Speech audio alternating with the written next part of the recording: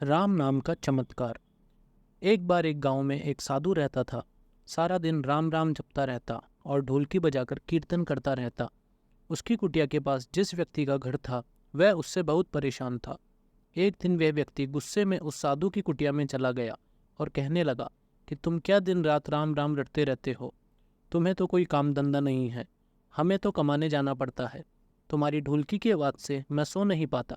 साधु कहने लगा, तुम भी मेरे साथ राम राम जप के देखो, तब तुम्हें पता चलेगा कितना आनंद आता है।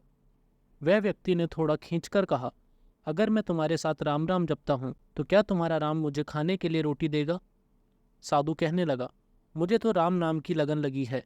मुझे तो राम जी की कृपा से हर रोज भोजन मिल ही जाता है। तुम भी राम राम जप के देखो। लो, मुझे भरोसा है भगवान तुझे खाने को जरूर देंगे। तुम भी राम राम जप के देख लो। मुझे तो भरोसा है भगवान तुझे खाने को जरूर देंगे। वह आदमी उस साधु को चुनौती देता है कि मैं तुम्हारे साथ आज राम राम का भजन करता हूँ। अगर तुम्हारे राम ने आज मुझे रोटी खिला दी, सारी उम्र राम की भक्ति में लगा दूंगा। अगर नहीं खिलाई, तुम ढोलकी बजाना बंद कर दोगे। साधु कहता है, मैंने तो निष्काम भाव से प्रभु राम की भक्ति की है, लेकिन फिर भी मुझे तुम्हारी चुनौती मंजूर है। वह व्यक्ति साधु के साथ बैठकर राम राम का जाप करता है और मन में निश्चय करता है कि चाहे कुछ हो जाए, मैं आज भोजन नहीं करूंगा। देखता हूँ इसका राम मुझे कैसे भोजन कराता है। राम राम का भजन करने के बाद वह सोचता है कि अगर अब मैं घर जाता हूँ तो मेरी माँ और बीबी मुझे खाने को कहेंगे और मुझे रोटी खानी पड़ सकती है, लेकिन मुझे साधु को चुनौती में हराना है। इसीलिए वह घर जाने की बजाय गांव के पास एक जंगल में चला जाता है। जंगल में एक पेड़ पर चढ़कर बैठ जाता है। वह सोचता है कि मैं सारा दिन इस पेड़ से उतरूंगा ही नहीं, अन्न का दाना भी नहीं खाऊंगा। इस तरह मैं साधु को हरा दूंगा और उसका ढोलकी बजाना बंद हो जाएगा। कुछ देर बाद उस जंगल से एक बंजारों की टोली गुजरती है।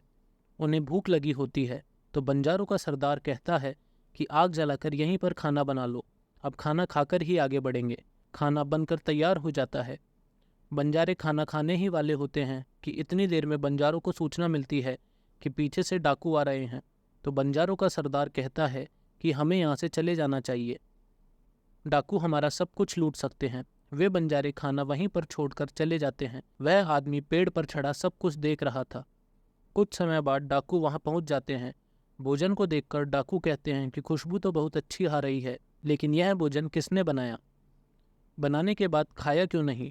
कहीं किसी की चाल तो नहीं हमें फंसाने की? हो सकता है इस भोजन में जहर हो। उसी समय डाकुओं के सरदार की नज़र उस व्यक्ति पर पड़ी। वह उसे नीचे आने का आदेश देता है। डाकू उस व्यक्ति से पूछता है, हमें मारने के लिए क्या भोजन तुमने बनाया है?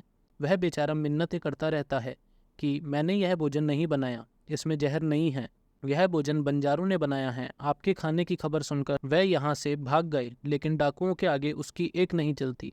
डाकू कहते हैं, अब तुम्हें यह भोजन खाकर दिखाना पड़ेगा, क्योंकि हमें लगता है कि तुमने यह भोजन बनाया है और इसमें जहर मिलाया है। अब तुम ही सबसे पहले यह भोजन खाओगे। वह जिद पर अड़ा रहता है, मैं यह भोजन नहीं खाऊंगा, किसी कीमत पर नहीं खाऊंगा। डाकुओं का शक और गहरा हो जाता है। वे बंदूक की नोक उसके सिर पर रखकर कहते हैं, तुझे यह भोजन खाना पड़ेगा, नहीं तो गोली खानी पड़ेगी। वह व्यक्ति भोजन कर रहा है और साधु को याद करते करते आंसू उसकी आंखों से बह रहे थे। उसने कहा था, मेरा निश्चय है कि राम नाम जप लेगा तो राम तुझे भोजन भी देंगे। उसके भोजन करने के बाद डाकुओं ने उसे छोड़ दिया। अब उसे विश्वास हो गया कि बंजारों को और डाकुओं को राम जी ने ही भेजा है। वह सीधा साधु की कुटिया में चला गया और जाकर उनके चरणों में प्रणाम किया और उन्हें सारा वृतांत सुनाया। अब उस साधु से भी ज्यादा उसे राम नाम की लगन लग गई। उसने अपना पूरा जीवन राम जी को समर्पित कर दिया। जय श्री राम।